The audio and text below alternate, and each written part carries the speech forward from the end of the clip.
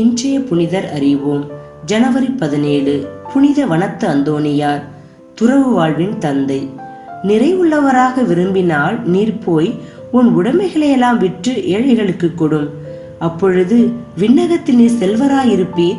பின்பு வந்து என்னை பின்பற்றும் என்ற இயேசுவின் வார்த்தைகளால் ஈர்க்கப்பட்டு இயேசுவுக்காய் தனது வாழ்வை அர்ப்பணம் செய்து இயேசுவின் மீது தனியா தாகம் கொண்டு பாலைவனத்தில் தனது தவ வாழ்வை தொடங்கி வனத்துறவியாக வாழ்ந்து துறவு வாழ்வின் தந்தை என அனைவராலும் புகழப்படுபவர்தான் வனத்து அந்தோணியார். இவர் எகிப்து நாட்டில் கோமா என்னும் இடத்தில் 251ஆம் ஆண்டில் பக்தி மிகுந்த குடும்பத்தில் பிறந்தார். அதிகம் படிக்காதவர், இருப்பினும் தாயின் அறிவுரைப்படி ஆலய வழிபாட்டுக்கு தினந்தோறும் செல்லும் வழக்கம் கொண்டவர். சிறு வயதிலேயே அருள் பணியாளர்களுக்கு உதவும் இயல்பான ஆர்வத்துடன் வளர்ந்த வனத்து அந்தோணியார் 18வது வயதில் தனது பெற்றோரை இழந்தார். இருப்பினும் தம் சகோதரியின் அரவணைப்பில் அன்னையை கண்டு மகிழ்ந்தார். ஒருமுறை ஆலயத்தில் இருந்தபோது குருவானவர், நிறைவுள்ளவராக விரும்பினால் நீர் போய் உன் உடைமைகளை விற்று ஏழைகளுக்கு கொடும். அப்பொழுது விண்ணகத்தில் நீர் செல்வராயிருப்பீர். பின்பு வந்து என்னை பின்பற்றும் என்ற மத்தேயு நற்செய்தி அதிகாரம் 19 இறை வார்த்தை 21 உள்ள இவ்வார்த்தையை வாசித்தார்.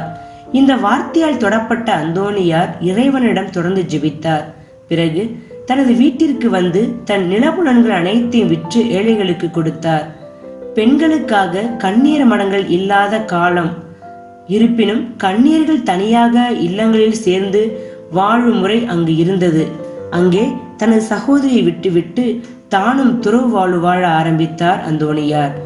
துறவு மடங்கள் இல்லாத காலகட்டத்தில் திருமணம் செய்து கொண்டும் பலர் வீட்டை விட்டு வெளியேறி நகர்ப்புறத்திலோ அல்லது கிராமத்திலோ தனியாக சிறு குடிசை அமைத்து அதில் தங்கி தன்னொடுக்கம், ஜெபம், காட்சி தியானம் என்று துறவு வாழ்வு வாழ்ந்து வந்தார்கள். இவர்களுக்கு சீடர்களும் இருந்தார்கள். அந்தோணியார் இவர்களுள் வயதில் மூத்த ஒரு துறவியிடம் சேர்ந்து தவ வாழ்வை ஆரம்பித்தார். பட்டினி கிடந்து முழு நேரமும் ஜெபம் செய்தார். ஒரு இளைஞனுக்கு வரக்கூடிய எல்லா விதமான சோதனைகளில் இருந்தும் மீண்டு வர பாடுபட்டார். தொடர் தேடலில் இருந்த அந்தோணியார் 15 ஆண்டுகளுக்கு பிறகு தனது 35வது வயதில் நைல் நதியின் கிழக்கு கரையில் உள்ள மலை மேல் சென்று தவம் இருக்க ஆரம்பித்தார். யாருடைய முகத்தையும் பார்க்காமல் 20 ஆண்டுகள் தனிமையில் இருந்தார். தன்னை பார்க்க வந்தவர்களுக்கு முகம் காட்டவில்லை. சுவரில் இருந்த துளை வழியாக இவரை காண வந்தவர்கள் இவருக்கு உணவுப் பொட்டலங்களை கொடுத்தார்கள். இவருடைய சீடராக விரும்பிய பலர் இவரை தேடி வந்தார்கள்.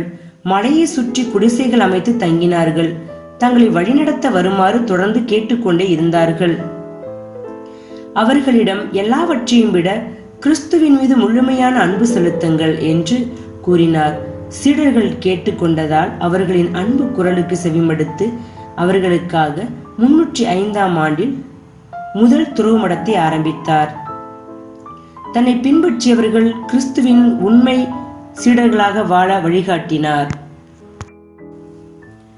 இதனால் இவர் கிறிஸ்தவ துறவு வாழ்வின் தந்தை என அழைக்கப்படுகிறார். மேலும் பெரிய அந்தோணியார், எகிப்து அந்தோணியார், மடாதிபதி அந்தோணியார், பாலைவனத்து அந்தோணியார், துறவி அந்தோணியார் என பல பெயர்களாலும் அன்போடு அழைக்கப்படுகிறார். பாலைவனத்திற்கு தன்னை பார்க்க வருகிறவர்களுக்கு மறைவுரை நிகழ்த்தினார். படிப்பறிவு இல்லாத இவரது வார்த்தைகளில் நம்பிக்கையும் இறை ஞானமும் விழுந்ததை எல்லோரும் கண்டுகொண்டார்கள். பேரரசர் மேக்சிமியானோஸ் காலத்தில் கிறிஸ்தவர்கள் அதிகம் துயருற்றதால் அவர்களை ஊக்கப்படுத்தவும் ஆறுதல் படுத்தவும் 311ஆம் ஆண்டில் அலெக்சாண்ட்ரியா சென்றார். இறை தந்தையும் இயேசு கிறிஸ்துவும் ஒரே இறையல்பு கொண்டவர்கள் இல்லை, மாறாக ஒத்த இறையல்பு கொண்டவர்கள் என்ற ஆரியூசின் தப்பறை கொள்கையை கண்டித்து உரையாற்ற 350ஆம் ஆண்டில் மறுபடியும் அலெக்சாண்ட்ரியா சென்றார். இந்த தப்பறை கொள்கையை எதிர்த்த அலெக்சாண்ட்ரியா நகர ஆயர் அத்தனாசியார் 5 முறை நாடு கடத்தப்பட்டார். 3வது முறையாக நாடு கடத்தப்பட்ட போது பாலைவனத்திற்கு சென்று அந்தோணியாருடன் வாழ்ந்தார். இதனால்தான் அந்தோணியாரின் வாழ்க்கை குறிப்புகளை அத்தனாசியார் தெளிவாக எழுதியுள்ளார். இறைவனுடைய தூண்டுதலால் வனத்தில் வாழ்ந்து வந்த மற்றொரு துறவியான வனத்து சின்னப்பரை அந்தோணியார் சந்தித்தார். இவர்கள் இருவரும் காகம் கொண்டு வந்து கொடுத்த ரொட்டியை உண்டார்கள். வனத்து சின்னப்பரின் உயிர் விண்ணகம் சென்றதையும் அவருக்காக சிங்கம் கல்லறை குழி வெட்டியதையும் பார்க்கும் பாக்கியம் பெற்றவர் அந்தோணியாரே. இவர் தோல் நோய் உடையவர்கள், கூடை முடைவோர், கல்லறை குழி வெட்டுவோர் இவர்களுக்கு பாதுகாவலராக விளங்குகிறார். இறைவனின் அற்கரமாக செயல்பட்ட அந்தோணியார் தனது 105வது வயதில் ஜனவரி 17ஆம் நாள் 356ஆம் ஆண்டில் இறந்தார். புனிதரிடமிருந்து கற்போம். நமக்கு நிறைவு தருவது இவ்வுலக செல்வங்கள் அல்ல, விண்ணக செல்வமாகிய ஆண்டவர் ஒருவரே.